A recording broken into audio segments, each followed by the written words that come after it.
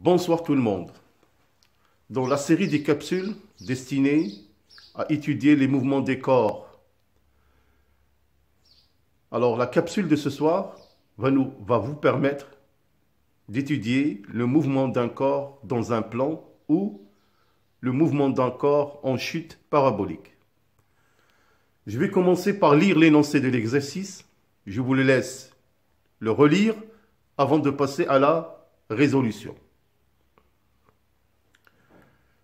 De la terrasse d'un immeuble de hauteur H égale OA, on lance un corps avec une vitesse VA qui fait un angle alpha avec l'horizontale.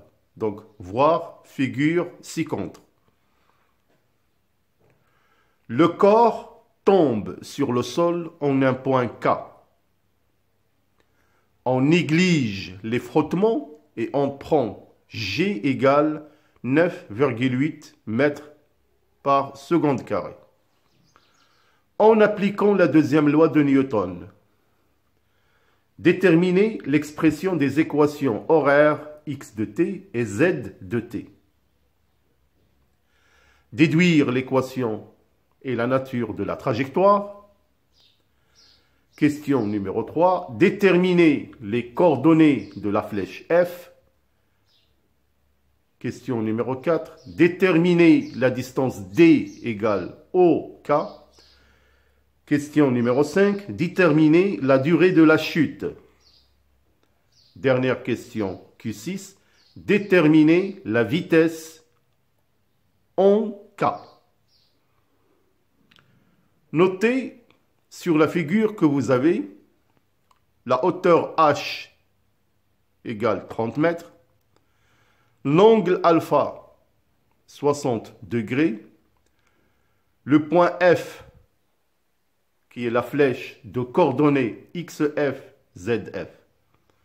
Alors je vous laisse bien évidemment le temps de relire par vous-même l'énoncé de l'exercice avant de passer à la correction.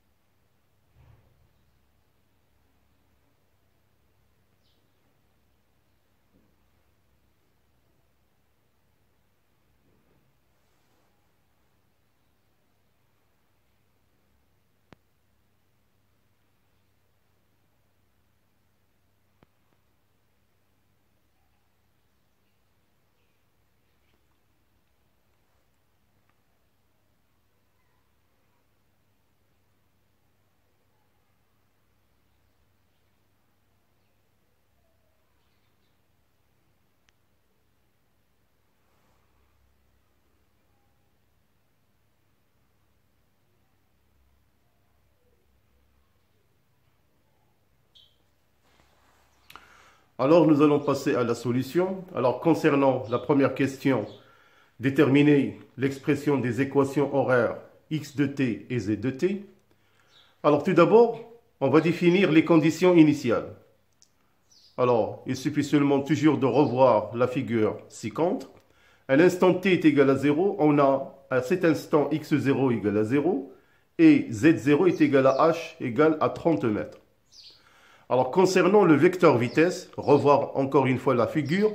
Le vecteur vitesse est composé par deux composantes. Une composante vitesse selon l'axe OX qui est égale VAX qui est égal à VA cosinus alpha. Et une composante selon l'axe OZ, VAZ égale VA sinus alpha. Alors, le système étudié c'est le corps qu'on nomme S. Bilan des forces soumis seulement à l'action de son poids, P, dans un repère OIJ, lié au repère terrestre supposé galiléen. La deuxième loi de Newton, P égale M à G, ce qui implique que le vecteur accélération égale au vecteur G. Alors, projection sur l'axe OX et OY, l'accélération AG a deux composantes, AGX qui est égale à 0 et AGZ égale moins G. Alors, AGZ égale moins G parce que l'axe, selon la figure, est orienté, l'axe OZ, vers le haut. Alors, donc, G, il a le sens opposé. Donc, AGZ égale moins G. Alors, donc, on sait que le vecteur accélération AG, c'est en fait dvg sur dt, qui est aussi dvx sur dt égale à 0, dvz sur dt égale à moins g. Alors, dans ce cas-là, les équations horaires x de t et z de t, obtenues par intégration de dvx sur dt et dvz sur dt. Sachant que vx égale va cosinus alpha et vz égale moins gt plus va sinus alpha, et par intégration, on va trouver que x de t égale va cosinus alpha t et z de t égale moins 1 demi gt au carré va sinus alpha plus h. Pour la question numéro 2, déduire l'équation et la nature de la trajectoire. Alors, l'équation et la nature de la trajectoire. On a déjà l'équation x de t, l'équation horaire égale va cosinus alpha. On va déduire de cette équation le temps t qui est égal à x sur va cosinus alpha. On remplace le temps dans l'équation z de t qui est égal à moins 1 demi gt au carré plus va sinus alpha t plus h. Alors cette équation devient z égale moins g sur 2 x va cosinus alpha au carré plus va sinus alpha x sur va cosinus alpha plus h. Alors, on trouve que z est égal moins g sur 2va au carré cosinus au carré alpha x au carré plus tangente alpha x plus h. Alors, cette équation, c'est l'équation de la trajectoire qui n'est qu'une portion de parabole. Donc, la trajectoire est une parabole. Alors, les coordonnées de la flèche f, qui sont xf et zf. Alors, sachant qu'en f, la composante vitesse vzf, elle s'annule. Bien sûr, on va utiliser l'équation de la vitesse, vz égale moins g, tf plus va sinus alpha qui est égal à 0. On déduit le temps tf qui est égal à va sinus alpha sur g.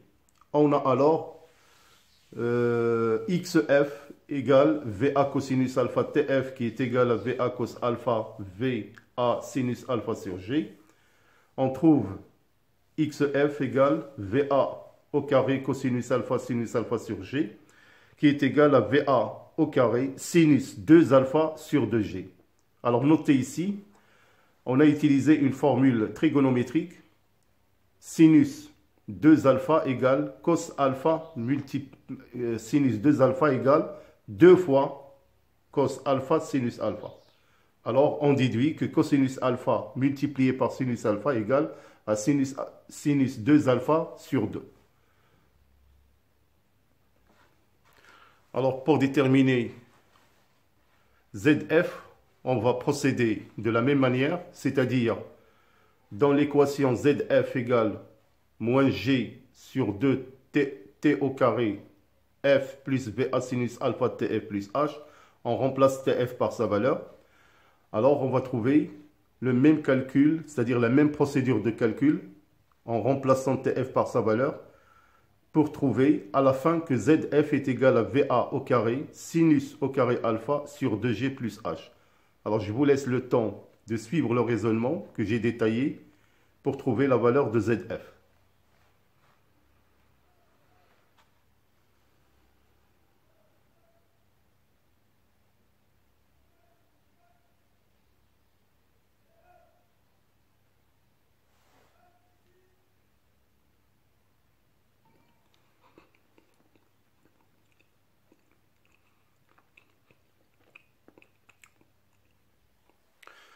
Alors, détermination de OK qui est égal à D, qui est la portée.